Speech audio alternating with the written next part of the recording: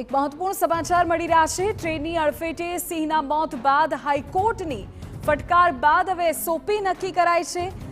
Range level, division level review અને circle level review કમિટીની રચના કરવામાં આવી છે।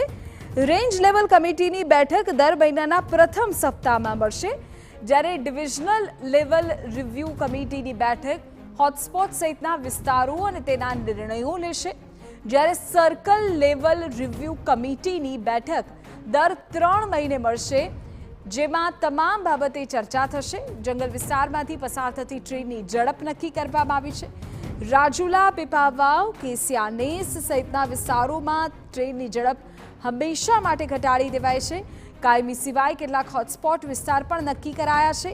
રાજુલા જંકશન, રાજુલા મહુવા સહિતની કેટલીક ટ્રેનોને પણ મહત્તમ 40ની સ્પીડની મંજૂરી આપવામાં આવી છે।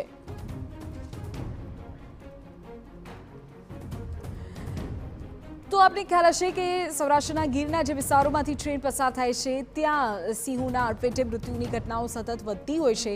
તેને લઈને હાઈકોર્ટે ફટકાર પણ લગાવી છે અને એ બાદ હવે એસઓપી નક્કી કરવામાં આવી છે।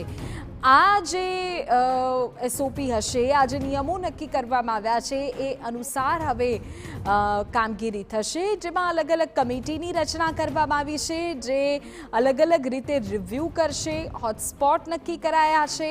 ટ્રેનની સ્પીડ પણ હંમેશા માટે ઘટાડી દેવામાં આવી છે કે જ્યાં હોટસ્પોટ એરિયાઝમાંથી પસાર થઈ રહી છે, અને આવું કરવાથી જો સિંહના મૃત્યુની, ટ્રેનની અડફેટે મૃત્યુની જે ઘટનાઓ છે તેને રોકી શકાય અથવા બંધ કરી શકાય, તો એ ખૂબ મહત્વપૂર્ણ સાબિત થશે એસઓપી।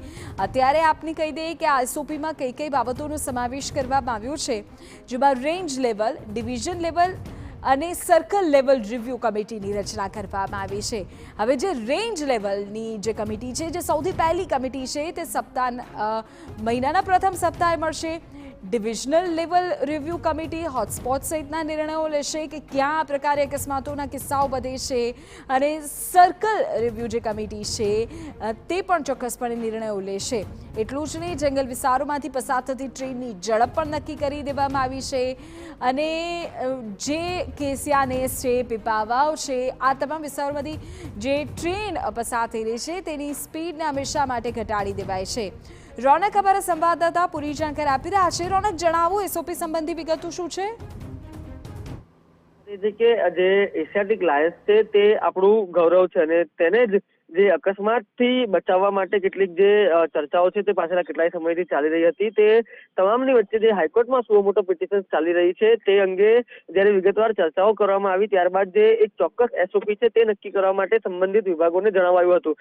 અત્યાર સુધી મોત મામલે સામે આવતું હતું કે જે વન વિભાગ છે તે રેલ વિભાગના માથે જવાબદારી નાખતું હતું, અને રેલ વિભાગ વન વિભાગના માથે નાખતું હતું, પરંતુ પ્રથમ વખત જે બંને વિભાગો છે તે સાથે બેઠા છે, રાજ્ય સરકારની અધ્યક્ષતામાં સાથે બેઠા છે, અને ત્યારે બંને વિભાગો દ્વારા જે ચોક્કસ એસઓપી છે તે ઘડી દેવામાં આવી છે, અને તેની જાહેરાત પણ કરી દેવામાં આવી છે। ખાસ કરીને જે દિવસ અને રાત્રિ દરમિયાન ત્યાંથી જે ટ્રેન પસાર થાય છે, તેમાં જે કેટલીક ટ્રેનો છે તેને મંજૂરી આપવામાં આવી છે, ત્યારે મહત્તમ ટ્રેનોને રાત્રે ત્યાંથી પસાર થવા માટે મનાઈ ફરમાવી દેવામાં આવી છે। આ ઉપરાંત જ્યારે સિંહોની અવરજવર વધુ હોય છે તેવા સમયમાં જે તેની જે ઝડપ હોય છે તેને પણ કંટ્રોલ કરી દેવામાં આવી છે।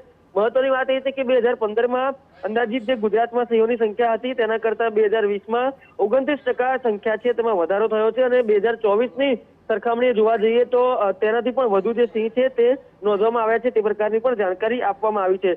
ખાસ કરીને 3 અલગ અલગ લેવલની જે કમિટીઓ છે તે બનાવવામાં આવી છે। કોઈ કમિટી 1 મહિને, જ્યારે કોઈ કમિટી 3 મહિને, ત્યારે એક કમિટી છે રાજ્ય સરકારની તે દર 6 મહિને રિવ્યુ બેઠક કરશે, અને આ જ પ્રકારે જે બેઠકો છે તે કરવામાં આવશે। આ ઉપરાંત આ તમામ બાબતો બાદ પણ જો કોઈ અકસ્માત થાય છે અને તે ઘટના પ્રકાશમાં આવે છે, ત્યારબાદ કેવા પ્રકારના પગલાં લેવા પડે તેની પણ જે જવાબદારીઓ છે તે નક્કી કરવામાં આવી છે।